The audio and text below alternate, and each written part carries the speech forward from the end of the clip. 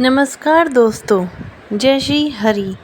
आज हम सुनेंगे अधिक मास की कथा का 10वां अध्याय, राजा दिलीप और रानी सुदक्षिणा की कहानी। अधिक मास को पुरुषोत्तम मास भी कहते हैं। ये वो महीना है जिसमें किया गया छोटा सा पुण्य भी 1000 गुना फल देता है। इसलिए वीडियो को अंत तक ज़रूर सुनिएगा, क्योंकि 10वें दिन का दान और कथा सुनने का फल बहुत बड़ा है। चलिए शुरू करते हैं। बहुत समय पहले की बात है। अयोध्या के राजा थे दिलीप, रघुकुल के राजा, धर्मात्मा, प्रजापालक और भगवान विष्णु के भक्त। लेकिन एक दुख था उनके जीवन में, संतान नहीं थी। रानी सुदक्षिणा के साथ सुखी जीवन था, पर राजवंश आगे कैसे चलेगा, यही चिंता उन्हें खाए जाती थी। एक दिन राजा दिलीप अपने गुरु वशिष्ठ जी के पास गए। हाथ जोड़कर बोले, गुरुदेव, मैंने कोई तपस्या नहीं छोड़ी, कोई दान नहीं छोड़ा, फिर भी संतान सुख क्यों नहीं। गुरु वशिष्ठ मुस्कुराए और बोले, राजन, इस बार अधिक मास आ रहा है। ये पुरुषोत्तम भगवान का महीना है। यदि तुम और रानी सुदक्षिणा पूरे महीने नियम से व्रत, पूजा, दान और कथा श्रवण करोगे तो भगवान विष्णु प्रसन्न होकर तुम्हें पुत्र का वरदान देंगे। राजा और रानी ने हाँ कर दी। पूरा अधिक मास शुरू हुआ। हर दिन ब्रह्म मुहूर्त में उठना, ठंडे पानी से स्नान, तुलसी और शालिग्राम की पूजा, जमीन पर सोना, सात्विक भोजन।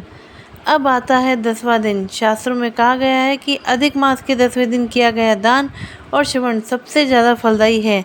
10वें दिन की सुबह राजा दिलीप और रानी सुदक्षिणा गंगा तट पर गए, ब्रह्म मुहूर्त में स्नान किया, फिर लौटकर महल में शालिग्राम जी और तुलसी माता की विशेष पूजा की।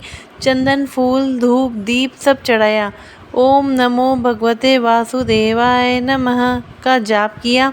पूजा के बाद राजा ने आदेश दिया, महल का द्वार खोल दो। गरीब, ब्राह्मण, साधु, संत सबको बुलाया गया। राजा दिलीप ने क्या क्या दान किया वो सुनो। अन्नदान, सैकड़ों लोगों को भोजन कराया, नए नए कपड़े दिए, गाय और बछड़े ब्राह्मणों को दिए, सोने के सिक्के दिए, तिल और गुड़ का दान, साथ में दीपदान। कहते हैं अधिक मास में तिल, गुड़ और दीप का दान करने से पितरों को शांति मिलती है, पितृदोष खत्म होता है। राजा दिलीप ने ये सब पूरी श्रद्धा से किया। दान के बाद राजा रानी बैठे और पंडित जी से पुरुषोत्तम महिमा की कथा सुनी। जो मनुष्य अधिक मास में झूठ, क्रोध, हिंसा छोड़कर भगवान विष्णु की पूजा करता है, उसे 1000 अश्वमेध यज्ञ का फल प्राप्त होता है। उनके जन्म जन्मांतर के पाप कट जाते हैं। कथा सुनते सुनते राजा रानी की आंखों में आंसू बहने लगे। सच्चे मन से प्रार्थना की, हे पुरुषोत्तम भगवान, यदि हमारी भक्ति सच्ची है तो हमें संतान का सुख दीजिए। और दोस्तों, उसी रात भगवान विष्णु ने स्वप्न में दर्शन दिए। बोले, राजन, तुम्हारी भक्ति से मैं प्रसन्न हूँ। तुम्हें रघुकुल का भूषण, एक पराक्रमी पुत्र प्राप्त होगा। उसी के वंश में भगवान श्री राम अवतार लेंगे। कुछ समय बाद रानी सुदक्षिणा गर्भवती हुई और उन्हें पुत्र रत्न की प्राप्ति हुई। उसी पुत्र का नाम रघु। इसी रघु के वंश में आगे चलकर श्री राम जी पैदा हुए। अधिक मास के 10वें दिन का दान बहुत महत्व है, खासकर अन्न, तिल, गुड़, दीप। नियम और संयम से किया गया व्रत भगवान को जल्दी प्रसन्न करता है। सच्ची श्रद्धा से सुनी गई कथा मनोकामना पूरी करती है। अगर आप भी अधिक मास में हैं तो 10वें दिन ये छोटा सा नियम जरूर करें। सुबह जल्दी उठें, तुलसी को जल चढ़ाएं, किसी जरूरतमंद को तिल गुड़ का दान करें। उम्मीद है आपको राजा दिलीप की ये कथा अच्छी लगी होगी। इस कहानी के ख़त्म होने के साथ हम 10वें अध्याय पर आते हैं। ऋषि कहने लगे, हे सुंदरी, अब से तीसरे मास को पुरुषोत्तम मास आएगा। उसमें स्नान करने से मनुष्य दोषों से छूट जाता है। इसमें तुल्य, कार्तिक आदि कोई भी मास नहीं। सब मास तथा पक्ष और जो भी पर्व है पुरुषोत्तम मास की 16वीं कला के बराबर भी नहीं है। 12,000 वर्ष गंगा में स्नान करने से जो फल मिलता है, सिंह के बृहस्पति में गोदावरी गंगा में स्नान करने से जो फल मिलता है, वही फल कहीं भी पुरुषोत्तम मास में एक बार स्नान करने से प्राप्त हो जाता है। यह श्री कृष्ण का प्रिय मास है। इसमें स्नान, दान, जप आदि करने से सब मनोवांछित फल प्राप्ति होती है। इसलिए तुम भी पुरुषोत्तम मास का सेवन करो। मुनिराज को ऐसे वचन सुनकर चुप हो गए। श्री कृष्ण कहने लगे, हे अर्जुन, मुनि के वचन सुनकर भावों से प्रेरित होकर वह मूढ़ बाला क्रोधित होकर बोली, हे ब्राह्मण, मुझको आपके वचन ठीक नहीं लगे। माघ आदि मास में किस प्रकार थोड़ा फल देने वाला है और कार्तिक मास आदि मास को कैसे कम कहते हैं? क्या सेवा किया हुआ वैशाख का मास इच्छित फल नहीं है?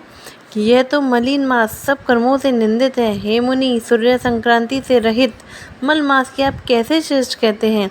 इस प्रकार क्रोध से कहे कर ब्राह्मण की पुत्री के वचन सुनकर ऋषि का शरीर जलने लगा और नेत्र लाल हो गए, परंतु फिर भी मित्र की कन्या को श्राप नहीं दिया और सोचने लगे कि कन्या मूर्ख है, अपने हित अहित नहीं जानती। पुरुषोत्तम का महात्म्य तो बड़े बड़े ज्ञानी भी नहीं जानते, कम बुद्धि वाली पुरुष और कन्याएं कैसे जान सकती हैं? और यह बिना पिता की कन्या दुख रूपी अग्नि से सुलगती हुई मेरे अत्यंत उग्र शाप को कैसे सहन कर सकेगी?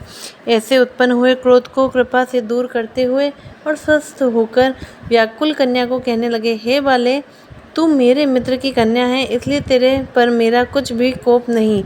जैसा तेरे निर्भाग्य में मन में हो वैसा ही कर, और भी जो कुछ होने वाला है सो सुन। मैं कहता हूँ, तूने जो पुरुषोत्तम मास का अनादर किया है, इसका फल इस जन्म में क्या अगले जन्म में भी अवश्य होगा। क्योंकि तेरा पिता मेरा मित्र था, इसलिए तुझको श्राप नहीं देता कि तू बालक है और अपने शुभ और अशुभ को नहीं पहचानती। तेरा कल्याण हो, मैं तो नारायण की सेवा में जाता हूँ। श्री कृष्ण कहने लगे कि ऐसा कहकर वह महाक्रोधी तपस्वी मुनि झटकट चले गए और उसी क्षण वह कन्या पुरुषोत्तम के अनादर से कांतिहीन हो गई। अपने मन में विचार करने लगी कि तत्काल फल देने वाले पार्वती पति की शंकर जी की आराधना करूंगी। ऐसा निश्चय करके अपने आश्रम में आकर बड़ा कठिन तप करने लगी, इच्छा करने लगी। सूत जी कहने लगे, वह बाला प्रबल मुनि के वचनों को निंदित कर बहुत फल वाले विष्णु और सावित्री पति ब्रह्मा को भी छोड़कर अपने वन आश्रम में केवल शंकर भगवान की सेवा करने लगी। इसी के साथ 10वां अध्याय समाप्त होता है।